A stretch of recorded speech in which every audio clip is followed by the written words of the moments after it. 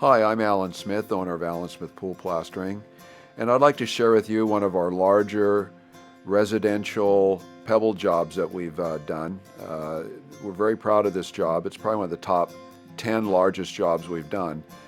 With jobs of this size, it takes a lot of pre-planning, understand how we're going to shoot a job of this size, get all the guys lined up on the same page and how to do this, get everything masked off and covered, get the tools ready, get our spikes on, and get ready to shoot this thing. All in all, this took, close to 25 batches. We had to reintroduce moisture into the shell. It was a dry shell, get this thing ready to go, mask everything off.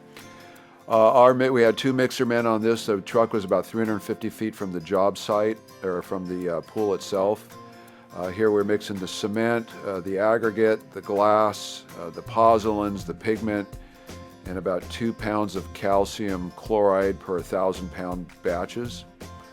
We're using a crystal blue color, a very pretty light blue, gives a dramatic blue watercolor. And of course we had to pump this 350 feet. Now we normally run air with our pebble jobs, but this particular one we didn't because of the length of run and the fact they had so much rock around the pool. We had to mask everything off diligently, and we didn't want overspray from the air going anywhere, so we just decided not to use air in this particular job. So we applied it on, scratched the walls, scratched the floors, and then started spraying the double on our second coat, which is the one that's going to have the pebble exposed.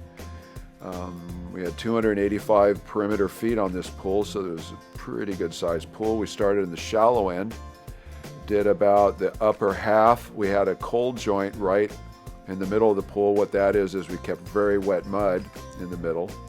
As it started to set up, we broadcasted abalone across the floor and on tops of the benches and on top of the Baja bench, and just kind of broadcast that as evenly as possible.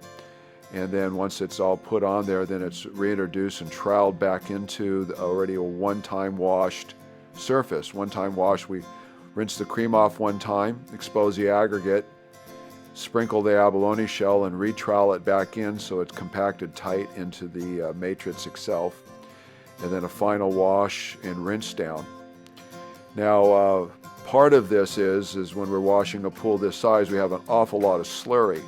Slurry is the cream that we're washing off, and we have to know what direction we're going to push it out, how we're going to control it and collect it, especially after so much of that on the upper end. We have as you can see here, a lot of it developing down the deep end of the pool.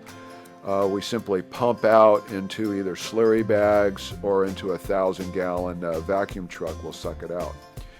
Here you can see the guys are doing a first wash, exposing the aggregate, and then we're recompacting it by troweling it over and over again to have maximum compaction of that aggregates embedded firmly into the cement. A lot of slurry control, like I said, on all the love seats, the floor. Here we're troweling in our pebble top drain covers.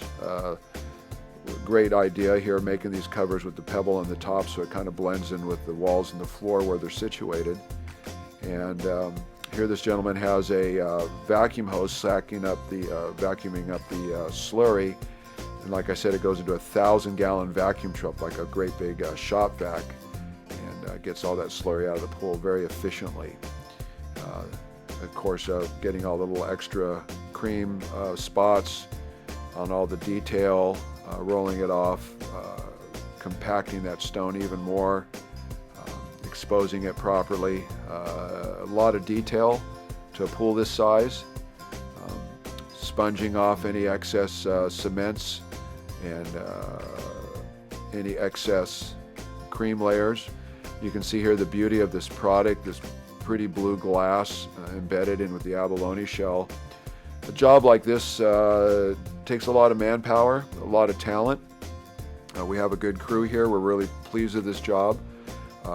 Watercolor's absolutely beautiful. Customer's extremely happy, and we're very proud of this job. Thanks for joining us.